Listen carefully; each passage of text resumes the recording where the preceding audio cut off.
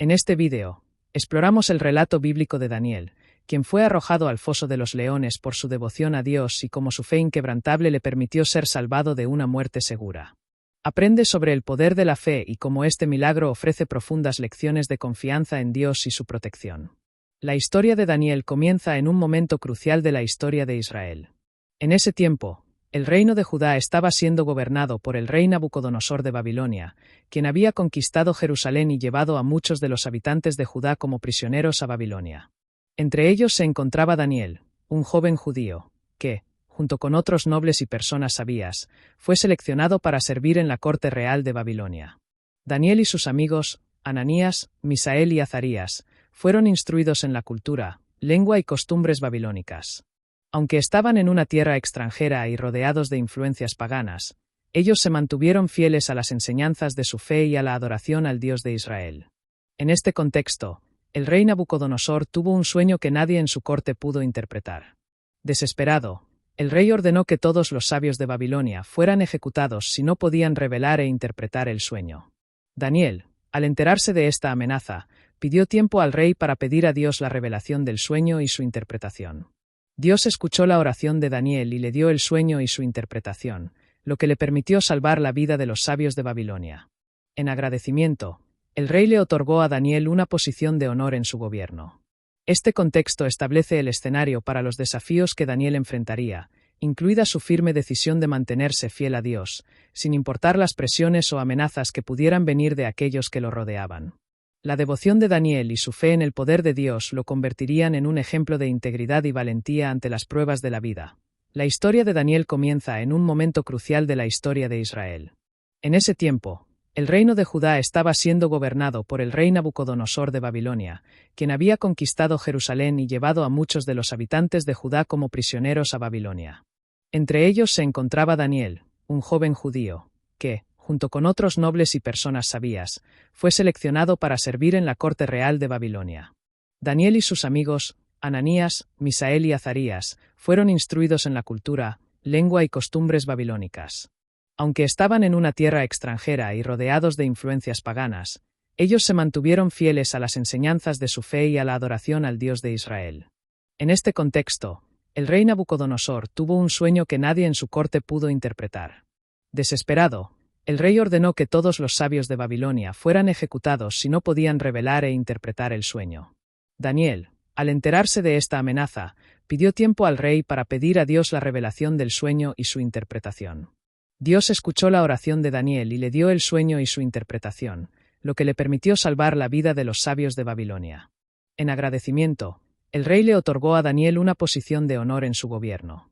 Este contexto establece el escenario para los desafíos que Daniel enfrentaría, incluida su firme decisión de mantenerse fiel a Dios, sin importar las presiones o amenazas que pudieran venir de aquellos que lo rodeaban. La devoción de Daniel y su fe en el poder de Dios lo convertirían en un ejemplo de integridad y valentía ante las pruebas de la vida. Daniel en el foso de los leones ocurre en un momento en el que él ya había ganado gran favor en el reino de Babilonia bajo el reinado de Darío, el rey persa que había conquistado Babilonia. Daniel, debido a su sabiduría, carácter y fe inquebrantable, había sido nombrado uno de los 3 gobernadores principales del reino. Su dedicación y habilidad destacaron tanto que los otros funcionarios del gobierno, celosos de su éxito, comenzaron a buscar una manera de deshacerse de él.